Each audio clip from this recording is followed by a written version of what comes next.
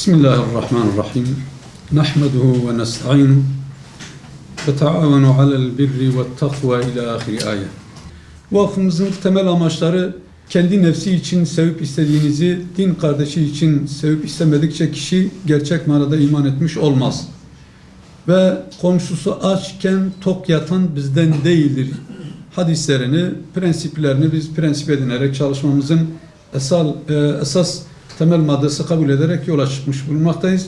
Bilindiği gibi Umut Kervanı Vakfı, mazlum ve muhtaçları sahiplenmek, yaşamsal ihtiyaçlarını karşılamak, sahiplenmek ve refah içinde insanca yaşayabilecekleri imkanları oluşturmak amacıyla 19-12-2013 tarihinde kurulmuştur. Umut Kervanı Vakfımız kuruluşundan bu yana bölge, din, dil, ırk ve mezhep ayrımı yapmaksızın dünyanın herhangi bir yerinde sıkıntıya düşmüş, evsiz, yurtsuz tüm insanlara insani yardım ulaştırmayı amaçlanmaktadır.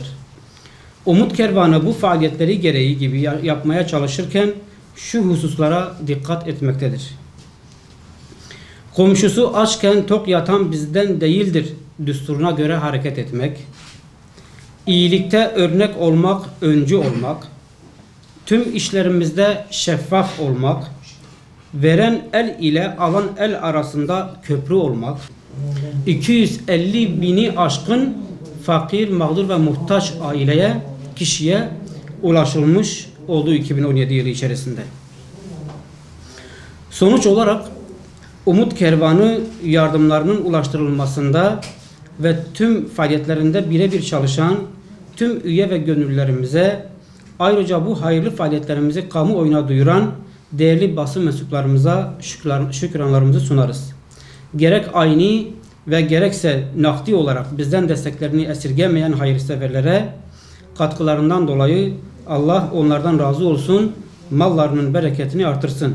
2018 yılının 2017 yılından muhtaçlara sahiplenme adına daha hayırlı ve bereketli geçmesini diliyor ve hayırseverlerin desteklerini de bekliyoruz.